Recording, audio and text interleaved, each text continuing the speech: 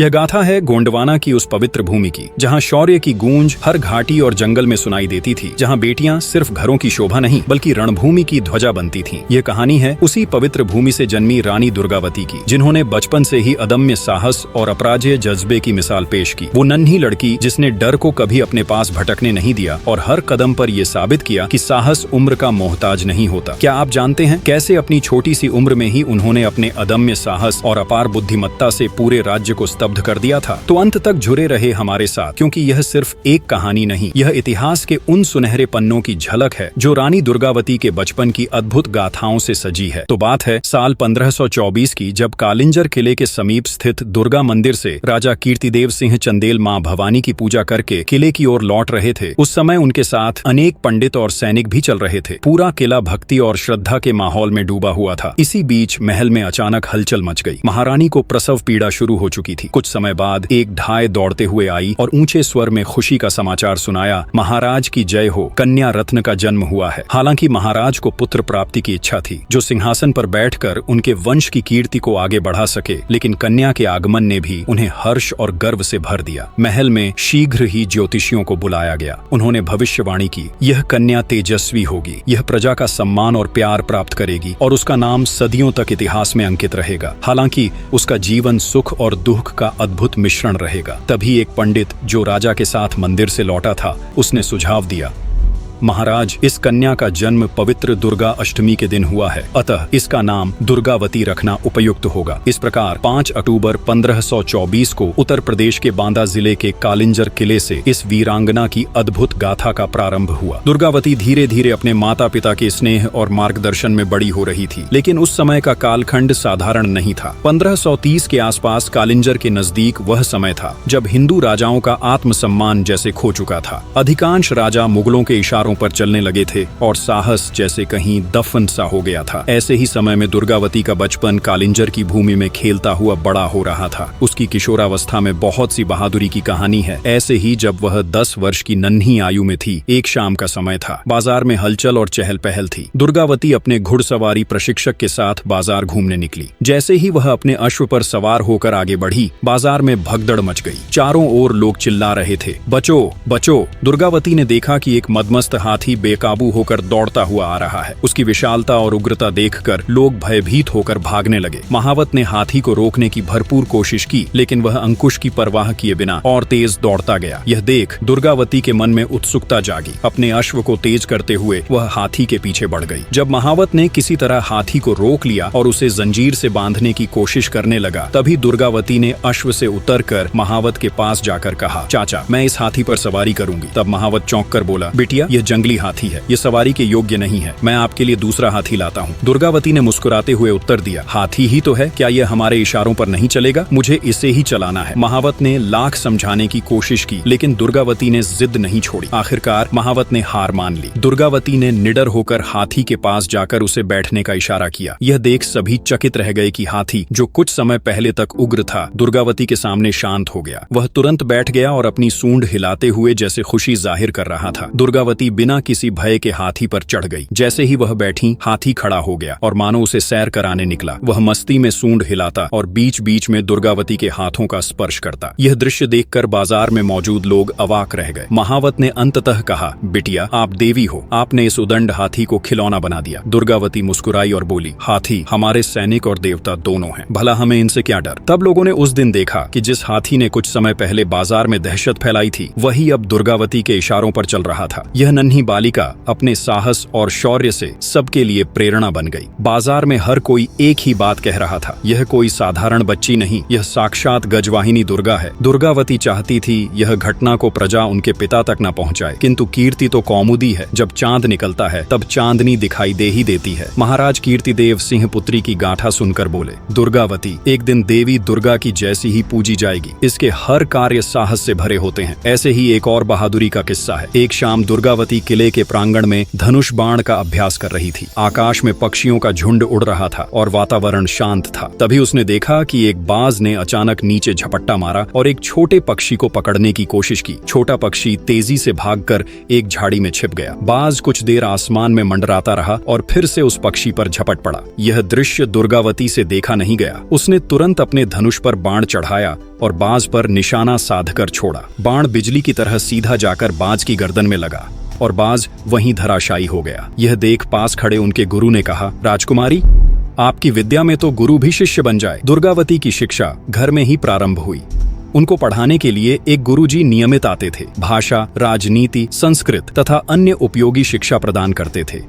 साथ ही शौर्य, पराक्रम, घुड़सवारी, तलवारबाजी, तैराकी आदि की शिक्षा का भी समुचित प्रबंध था। दुर्गावती स्वयं भी शारीरिक शिक्षा में निपुण थीं। जहाँ पर वह 13 वर्ष की अवस्था में वाल्मीकि रामायण को पढ़ लेती थीं, तो वहीं पर तलवारबाजी में उसके सामने अच्छे अच्छे योद्धा नहीं टिकते थे। ऐसे ही एक दिन राजकुमारी दुर्गावती ने सुना कि समीप के गाँव में एक बाघ ने कई लोगों पर हमला किया है। तब उसने महाराज से कहा, पिताजी, मुझे उस बाघ का शिकार करने की अनुमति दीजिए। महाराज, जो अपनी पुत्री की निडरता से परिचित तो थे, परंतु चिंतित हो गए। उन्होंने कहा, बेटी, अभी तुम्हारी आयु बाघ का सामना करने योग्य नहीं है। मैं स्वयं शिकार के लिए जाऊंगा, लेकिन तुम मेरे साथ देखने चल सकती हो। इसके बाद महाराज शिकार दल के साथ गांव की ओर रवाना हुए और दुर्गावती भी उनके साथ गई। उस समय रामचेरी राजकुमारी दुर्गावती की सबसे अच्छे सहेली और साथी में से एक थी। हर समय उनके साथ रहती थी। गाँव पहुँचने पर एक मचान तैयार किया गया और शिकार के लिए बकरी को बांधा गया। दुर्गावती और रामचेरी को एक ऊंचे मचान पर बैठा दिया गया ताकि वे शिकार का दृश्य देख सकें। कई घंटे बीत गए, लेकिन बाघ का कोई अता पता नहीं था। सबकी आंखों में थकान झलकने लगी। दुर्गावती को यह प्रतीक्षा असहनीय लगी। उसने रामचेरी से कहा, यहाँ बैठे रहने से कुछ नहीं होगा, हमें खुद आगे बढ़ना चाहिए। तब दोनों मचान से नीचे उतरी और सावधानी पूर्वक जंगल के भीतर चल पड़ी। कुछ ही देर में सामने से बाघ आता दिखाई दिया। रामचेरी घबराकर बोली, राजकुमारी, वह बहुत पास है। दुर्गावती ने तुरंत उसे पेड़ पर चढ़ने का आदेश दिया और स्वयं बाघ का सामना करने के लिए तैयार हो गई। उसने अपना बायां पैर दृढ़ता से जमीन पर टिकाया, धनुष पर बाण चढ़ाया और पूरी एकाग्रता के साथ बाघ पर निशाना साधा। बाण बाघ की गर्दन में इतनी तीव्रता से लगा कि उसकी दहाड़ जंगल में गूंज उठी। बाघ ने अंतिम बार उछाल मारी और वहीं ढेर हो गया। सैनिक और महाराज कीर्तिदेव सिंह तुरंत वहां पहुंचे। बाघ की हालत देखकर महाराज समझ गए कि दुर्गावती ने यह असाधारण शिकार किया है। उन्होंने अपनी पुत्री को गले लगाते हुए कहा, आज तुमने साबित कर दिया कि तुम केवल मेरी पुत्री नहीं, बल्कि मेरे राज्य का भविष्य हो। 14 वर्ष की आयु में दुर्गावती न केवल शारीरिक रूप से सशक्त थी, बल्कि अपने विचारों में भी परिपक्वता दिखाती थी। महाराज कीर्तिदेव सिंह को विश्वास हो गया था कि उनकी यह तेजस्विनी पुत्री एक दिन कालिंजर की महान रानी बनेगी। अब जैसे जैसे दुर्गावती बड़ी होती जा रही थी, वैसे वैसे महाराज कीर्तिदेव सिंह की चिंता बढ़ती जा रही थी। इतने उत्कृष्ट गुणों के बावजूद वह एक बेटी ही थी और महाराज को उसके लिए एक सुयोग्य राजा से विवाह करना ही होगा। लेकिन जैसे ही वह किसी सुयोग्य राजा के बारे में सोचते, उनका मन उदासी से भर जाता, क्योंकि बहुत सारे राजा अब मुगल में जा मिले थे। वह सोचते, क्या ऐसा कोई राजा है जो दुर्गावती के योग्य हो? इर्द गिर्द के राजाओं को देखकर महाराज कीर्तिदेव सिंह का मन बैठ जाता था। वह अक्सर इसी चिंता में रहते कि आखिर उनकी पुत्री के लिए योग्य वर कहाँ मिलेगा। इधर दुर्गावती अपनी ही धुन में रहती। वह कभी सैनिकों और अपनी सहेली रामचेरी के साथ शिकार खेलने निकल जाती, तो कभी अपने राज्य की सीमाओं का निरीक्षण करने। ऐसे ही एक दिन दुर्गावती ने अपने सैनिकों से सुना कि गढ़ा राज्य में बंदूकों का इस्तेमाल बहुत होता है और मुगल सेना के पास आग्नेयास्त्रों की भरमार है। तो बंदूक के प्रयोग देखने के लिए दुर्गावती के मन में बहुत जिज्ञासा उठी। वह कालिंजर और गढ़ा की सीमा में शिकार खेलने के उद्देश्य से अपनी छावनी जा पहुंची। उन दिनों दुर्गा पूजन का उत्सव चल रहा था। 2 कोस दूर पर मनियागढ़ नाम का एक पठार था, जिसके ऊपर एक बड़ा किला था। वहाँ एक बस्ती थी, एक राजमहल और एक भव्य मंदिर भी था। बस्ती में अधिकांश लोग गोंड जाति के थे। उस ऊंचे पत्थर पर चढ़कर चारों ओर का दृश्य देखना अत्यंत मनोरम लगता था। दुर्गा पूजा के अवसर पर गढ़ा के राजा भी मनियागढ़ में आते थे। दुर्गावती ने सोचा कि संभवतः इस मेले में बंदूकें भी मिलेंगी। इस विचार से उत्साहित होकर वह जंगल के रास्ते से कुछ सैनिकों और अपनी सहेली रामचेरी के साथ मनियागढ़ की ओर चल पड़ी। रास्ते में रामचेरी बोली, सुनने में आया है कि गढ़ा के राजा शेर का बहुत शिकार करते हैं और कामदेव की तरह लगते हैं। यह सुनकर दुर्गावती मुस्कुराई और बोली, तू मंदिर देखने जा रही है या राजा महाराजा देखने? ऐसे ही हंसी मजाक और बात करते करते दोनों मनियागढ़ के नजदीक पहुंच गए। जब रामचेरी और दुर्गावती मनियागढ़ पहुंचे तो वहां वे देखी कि यहाँ पर अधिकतर स्त्री पुरुष सांवले थे। काली होने के बावजूद महिलाएं अपने सुगठित शरीर से आकर्षक लगती थीं और ठिगने कद के पुरुष भी अपने पुष्ट शरीर से परिश्रमी प्रतीत होते थे। जीवन अपने अपने सामान्य गति से चल रहा था, तभी अचानक वहां एक जोरदार कोलाहल मच गया। लोग घबराकर इधर उधर भागने लगे। कोई सामान समेट रहा था तो कोई अपने परिवार को सुरक्षित स्थान पर पहुंचाने की कोशिश कर रहा था। तभी रामचेरी ने चिल्लाकर दुर्गावती को चेतावनी दी, दुर्गावती, हथियार उठाओ, परीक्षा का समय आ गया है। ये सुनते ही दुर्गावती चौकन्नी हो गई। उसने तुरंत धनुष उठाया और प्रत्यंचा चढ़ा दी। बाण को साधते हुए उसने घाट की ओर देखा। दूर से सैनिकों की टुकड़ी तेजी से उनकी ओर बढ़ रही थी। घाट पर भगदड़ मची हुई थी और लोग गिरते पड़ते घाट से दूर जाने की कोशिश कर रहे थे। इसी बीच दुर्गावती की नजर घाट के एक किनारे पर पड़ी। वहां एक शेरनी खड़ी थी। उसके साथ उसके 2 छोटे शावक भी थे। दुर्गावती का हाथ एक पल के लिए ठिठक गया। उसने बाण नीचे कर लिया और रामचेरी से कहा, देखो माँ अपने बच्चों के साथ है, इसे क्यों मारें? आगे बेचारे शावकों का क्या होगा? कौन उनका पालन करेगा? रामचेरी ने डरते हुए कहा, अगर शेरनी छलांग लगाकर इस पार आ गई तो? अगर उसने हमला कर दिया तो? दुर्गावती ने शांत भाव से जवाब दिया, एक तरफ नदी गहरी और दूसरी तरफ घाट चौड़ा। वह अपने शावकों के साथ यहाँ तक नहीं आ पाएगी। माँ कभी अपने बच्चों की जान खतरे में नहीं डालेगी। हमें इन्हें छोड़ देना चाहिए। तब रामचेरी ने हल्के गुस्से से कहा, अगर यह सिंह होता तो क्या तब भी छोड़ देती? दुर्गावती ने मुस्कुराकर कहा, सिंह और शेरनी में फर्क होता है रामचेरी। माँ का हृदय बच्चों के लिए हमेशा कोमल होता है। इसे अकेला छोड़ देना ही उचित है। तभी इस बातचीत के बीच शेरनी अपने शावकों को लेकर पेड़ों के झुरमुट में गायब हो गई। तब तक सैनिक भी दुर्गावती के पास पहुंच चुके थे। दुर्गावती ने उनकी ओर देखा और उनके साथ अपने पड़ाव की ओर बढ़ गई। यह खबर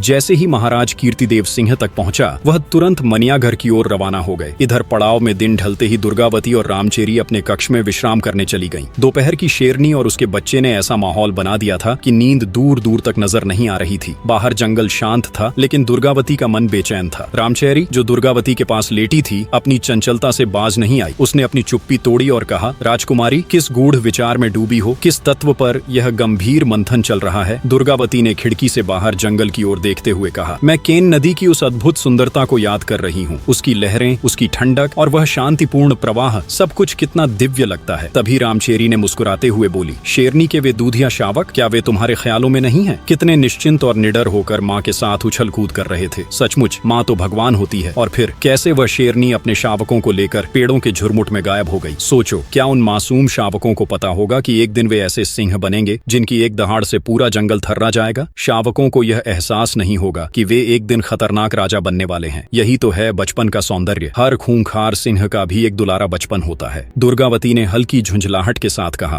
तो तू जंगल में मुझे शिक्षा देने आई है क्या? तभी रामचेरी बोली, तो क्या कोई गंभीर योजना बना रही हो राजकुमारी, अपने आने वाली भविष्य का, जो मेरी बातें बुरी लग रही है? दुर्गावती ने उसकी ओर गहरी नजर से देखा और कहा, चुप हो जाएगी या कुछ और बोलने का इरादा है? तब रामचेरी ने गंभीर होकर जवाब दिया, ओह, क्या अब इस पड़ाव में चुप्पी का कोई नया नियम लागू हो चुका है जिसका मुझे अभी तक पता नहीं है? दुर्गावती उसकी बातों को अनसुना कर खिड़की से बाहर झांकती रही। फिर कुछ क्षण बाद उसने धीरे से कहा, रामचेरी, पिताजी नाराज हैं। रामचेरी ने चौंकते हुए पूछा, महाराज, आखिर क्यों नाराज हैं? तुमसे कोई गलती हो गई है क्या?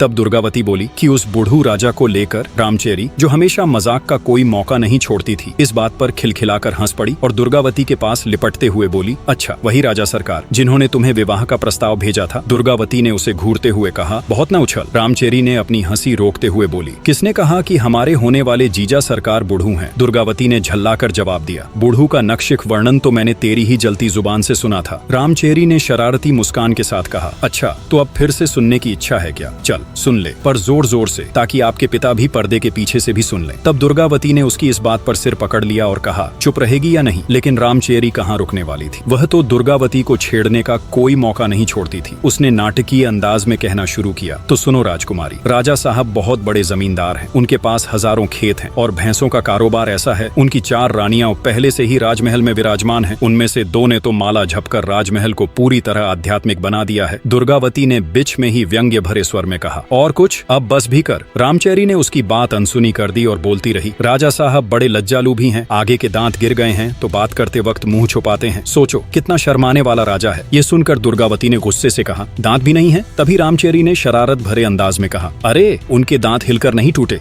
बल्कि शिकार के दौरान मुख से बाहर हो गए। अब तो बेचारे शिकार भी नहीं कर पाते। तब दुर्गावती ने चौंकते हुए पूछा, भला ऐसा क्यों? रामचेरी ने आंखें मटकाते हुए कहा, क्योंकि उन्हें दूर का धुंधला दिखाई देता है, और हाँ, सिर के बाल भी अब लगभग नदारद हो चुके हैं। कभी कभी तो उन्हें देखकर ऐसा लगता है जैसे वे किसी तपस्वी राजर्षि की प्रतिमा हो। दुर्गावती इस पर गुस्से में आ गई और जोर से बोली, ऐसे खूसट राजा से मैं अपना विवाह नहीं करूंगी। दुर्गावती की तेज आवाज सुनकर रामचेरी अचानक चुप हो गई। कमरे में एक अजीब सी खामोशी छा गई। दोनों सहेलियां बिना कुछ बोले महाराज कीर्तिदेव सिंह की प्रतिक्रिया का इंतजार करने लगी। यह तो तय था कि दुर्गावती की आवाज महाराज के कानों तक जरूर पहुंच चुकी थी। दुर्गावती की तेज आवाज से महाराज कीर्तिदेव सिंह अपने कक्ष से बाहर निकले। उनके चेहरे पर हल्की चिंता की लकीरें साफ झलक रही थीं। कीर्तिदेव सिंह के मन में अपनी बेटी के विवाह की चिंता हमेशा बनी रहती थी। कई प्रतिष्ठित क्षत्रिय घरानों से रिश्ते आए थे, लेकिन या तो उनमें वह तेज नहीं था जो क्षत्रिय राजाओं का होना चाहिए, या फिर वे मुगलों के अधीन हो चुके थे। दुर्गावती ने भी ऐसे सभी प्रस्ताव ठुकरा दिए थे और यह बात महाराज को भीतर ही भीतर खलती थी। उधर मौका पाकर दुर्गावती और रामचेरी कक्ष से बाहर निकल आईं। दोनों सहेलियां वे धीरे धीरे चलती हुई उस ओर पहुंची जहां महाराज कीर्तिदेव सिंह एक कुर्सी पर गहरे विचारों में डूबे बैठे थे। दुर्गावती ने नजदीक आकर नम्रतापूर्वक कहा, पिताजी, मेरी मनियागढ़ पर्वत की देवी माँ के दर्शन करने की इच्छा है। कल सुबह मैं रामचेरी और कुछ सैनिकों के साथ वहां जाना चाहती हूँ। कृपया अनुमति दें। ये सुन महाराज ने कहा, सुनने में आया है कि गढ़ा के राजा दलपति शाह खुद प्रजा की रक्षा के लिए सिंह का वध करने वहां आने वाले हैं। यदि संभव हुआ तो मैं भी देवी माँ के दर्शन करने आऊंगा। रामचेरी, जो अब तक चुपचाप खड़ी थी, अब बोल पड़ी, महाराज, क्या गढ़ा के राजा दलपति शाह क्षत्रिय नहीं है? महाराज ने ठहर कर जवाब दिया, उनके आचरण तो क्षत्रियों जैसे ही हैं, और हाँ, कई लोग उन्हें क्षत्रिय मानते भी हैं। जिनके हाथ का छुआ पानी ब्राह्मण पी लेता है उसे हम क्षत्रिय मानते हैं। उनके यहाँ ब्राह्मण भोजन करते हैं तो उनके क्षत्रिय होने पर कोई संदेह नहीं करता, लेकिन हाँ, उतने चोखे क्षत्रिय नहीं हैं जितने करचुली हैं। मैं यहाँ बता दूं, कलचुरी राजवंश के लोग मालवा के आसपास रहते थे। रामचेरी ने मुस्कुराते हुए बोली, महाराज, वैसे आप तो बहुत चोखे क्षत्रिय हैं। फिर वह दुर्गावती की ओर देखने लगी, मानो उससे सहमति चाह रही हो। तभी दुर्गावती ने गंभीर होते हुए कही, हमारे गुरुजी ने एक बार बताया था कि क्षत्रिय जाति नहीं, धर्म होता है। वे बोले थे कि जो आपत्ति से रक्षा करे वही क्षत्रिय है, किंतु मेरा तो मानना यह है कि जो स्वाभिमानी हो और देश की रक्षा में सक्षम हो वही सच्चा क्षत्रिय है। तब दुर्गावती की इस बात ने उनके पिता महाराज कीर्तिदेव सिंह को सोचने पर मजबूर कर दिया। कुछ पल चुप रहकर उन्होंने कहा, बेटी, क्षत्रिय की व्याख्या करना अपनी जगह है, लेकिन बिरादरी में किसी को क्षत्रिय मानना अलग बात है। फिलहाल दलपति शाह के बारे में मुझे संपूर्ण जानकारी नहीं है। छोड़ो ये सब, तुम कल देवी दर्शन के लिए तैयारी करो। रात का भोजन समाप्त होने के बाद दुर्गावती अपने कक्ष में लौट आई। रामचेरी भी उसके साथ थी। दासियों को बाहर भेजकर दुर्गावती ने कहा, रामचेरी, तू ये बता, दलपति शाह के बारे में यह कैसे तय होगा कि वे क्षत्रिय हैं या नहीं? उनका आचरण तो क्षत्रियों जैसा ही लगता है। रामचेरी ने चादर खींचते हुए जवाब दिया, तू बेवजह मत सोच, वरना नींद नहीं आएगी। कल मनियागढ़ में ढेरों लोग आएंगे, पंडित, भाट और विरुद्धावली बखानने वाले लोग भी होंगे। मैं सब हालचाल पता कर लूंगी, तू अभी सो जा। जंगल में नींद भले न आए, लेकिन न सोने से तेज घटता है। कल सीधी पहाड़ी चढ़नी है, केन नदी में नहाना है, माँ भवानी का अभिषेक करना है और उन सब लोगों से भेंट करनी है जो गढ़ा राज्य के हाल जानते हैं। ये सुनकर दुर्गावती ने राहत महसूस की और सोने का प्रयास करने लगी। जब सुबह हुआ तब दुर्गावती ने आंखें खोली तो कानों में पक्षियों का सुमधुर संगीत गूंजने लगा। हल्का हल्का प्रकाश कक्ष में आ रहा था और दूर कहीं पेड़ों के झुनझुने बजते प्रतीत हो रहे थे। वह उठकर बैठ गई और देखा कि रामचेरी अभी भी चादर में मुंह छुपाए गहरी नींद में खर्राटे भर रही थी। फिर दुर्गावती ने माँ भवानी की प्रतिमा को प्रणाम करते हुए उनके चरणों को छुआ और अपने हाथ को ऊपर किए, मानो सूर्य की पहली किरणों को अपने भीतर समेट रही हो। तब कुछ देर बाद दुर्गावती सोती हुई रामचेरी को आवाज दी, उठो रामचेरी, बाहर देखो। आकाश में जैसे कोई चित्रकार सूरज का चित्र बना रहा हो। लाल रंग भर दिया है अभी और सूरज ऊपर उठकर जैसे ही सबके सामने प्रकट होगा, ऐसा लगेगा जैसे किसी प्रदर्शनी में चित्र रखा गया हो। यह सब हो इससे पहले इसे देख लो। रामचेरी अधनींद में कुनमुनाई और बोली, क्या बात है, अभी ही क्यों उठा रही हो? फिर वह झटपट उठी, आंखें मलते हुए बाहर निकली और सूर्य देव को प्रणाम किया। कुछ देर आकाश को निहारने के बाद बोली, आज बड़ी देर तक सोती रह गई, मैं जाग क्यों नहीं पाई? इन दिनों जो सपने तेरी आंखों में आने चाहिए वे मेरी आंखों में आते हैं। पता नहीं क्यों रात भर सपने में तरह तरह के क्षत्रियों की खोज करती रहती हूँ। दुर्गावती ने मुस्कुराते हुए कहा, बस बस, ज्यादा होशियार मत बन, वैसे ही देर हो चुकी है, हमें देवी माँ की पूजा करने जाना है, जल्दी तैयार हो जाओ। सुप्रभात की इस पावन बेला में दोनों सहेलियां सैनिकों के साथ पूजन सामग्री इकट्ठा करके दुर्गा माँ के मंदिर की ओर रवाना हो गई। सूर्य की किरणें धीरे धीरे तेज हो रही थीं। रास्ते में प्राचीन पर्वत की कठिन चढ़ाई को ध्यान में रखकर दल आगे बढ़ा। कुछ दूर चलने के बाद वे एक शीतल जलकुंड के पास पहुंचे। वहां सभी ने थोड़ा सुस्ताने का निर्णय लिया। दुर्गावती ने पानी से हाथ मुंह धोया और 2 चुल्लू जल पिया। जब दल आगे बढ़ा तो एक छोटे से मंदिर पर उनकी नजर पड़ी। वहां लोग भक्ति में डूबे हुए काली माँ के गीत गा रहे थे। जलते हुए खप्पर की रोशनी में कई भक्तगण नृत्य कर रहे थे। यह दृश्य देखकर दुर्गावती का मन श्रद्धा से भर गया। थोड़ी और यात्रा करने के बाद आखिरकार दुर्गा देवी का भव्य मंदिर दिखाई दिया। दुर्गा माँ की विशाल प्रतिमा, जिसकी 8 भुजाएं शस्त्रों से सुसज्जित थीं, प्रतिमा के चरणों में वध किया हुआ महिषासुर ऐसा प्रतीत हो रहा था मानो माँ मुस्कुराकर सबको आशीर्वाद दे रही हो। मंदिर के प्रांगण में दुर्गावती की उपस्थिति ने एक अलग ही आभा शोभा बिखेर दी थी। एक ओर माँ अष्टभुजा की मूर्ति का तेज तो वहीं दूसरी ओर दुर्गावती के व्यक्तित्व का सौंदर्य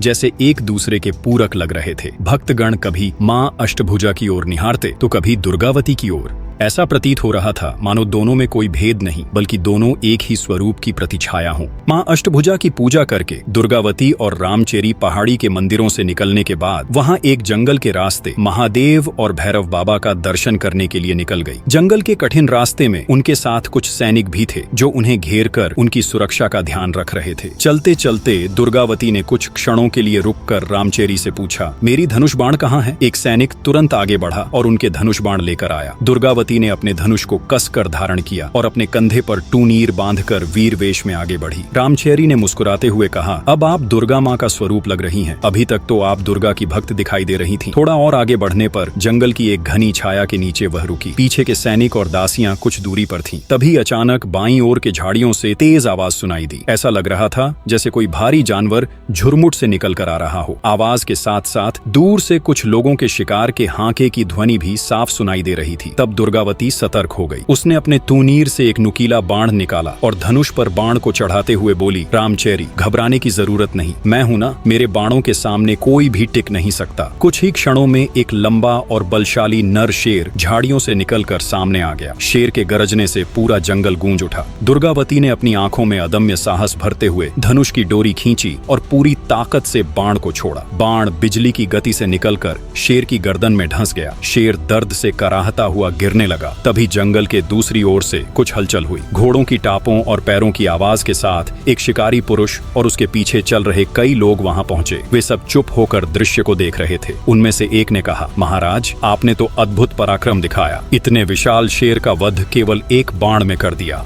शिकारी पुरुष, जो स्पष्ट रूप से उनके समूह का नेता प्रतीत दिखाई दे रहा था, वह शेर के समीप गया। उसने ध्यान से देखा कि शेर की गर्दन में 2 बाण धंसे हुए थे। उसने गहरी सांस ली और कहा, पर मैंने तो केवल एक ही बाण चलाया था, यह दूसरा बाण और किसने चलाया? उसी समय उसकी नजर एक युवती पर पड़ी जो धनुष खींचे तैयार खड़ी थी। उसका तेजस्वी रूप को देखकर वह कुछ क्षण स्तब्ध रह गया। फिर बोला, देवी, आपने तो अद्भुत कौशल दिखाया है। मेरे बाण से यह शेर मर नहीं सकता था। इसका सारा श्रेय आपके साहस को जाता है। कृपया अपना परिचय दें। दुर्गावती ने उसकी ओर गहरी नजरों से देखा और कहा, पहले आप अपना परिचय दीजिए। कौन हैं आप जो इस जंगल में शिकार कर रहे हैं? पुरुष ने विनम्रता से सिर झुकाया और कहा, देवी, मैं गोंडवाना का सेवक दलपति शाह हूँ। दुर्गावती ने उसकी बात सुनकर हल्का सा मुस्कुराते हुए कही, अच्छा, तो आप यहाँ के महाराज हैं, फिर इस बात को छिपा क्यों रहे हैं? दलपति शाह ने सिर झुकाते हुए कहा, क्षमा करें देवी, मैं स्वयं को हमेशा अपनी प्रजा का सेवक मानता हूँ। राजपद मेरे लिए केवल एक उत्तरदायित्व है। क्या मैं आपका परिचय जानने का सौभाग्य प्राप्त कर सकता हूँ? दुर्गावती ने गर्व भरे स्वर में उत्तर दिया, मैं कालिंजर के महाराज कीर्तिदेव सिंह की पुत्री हूँ। लोग मुझे दुर्गावती के नाम से जानते हैं। मैं यहाँ मां दुर्गा की पूजा के लिए आई थी। आपने शेर का वध करके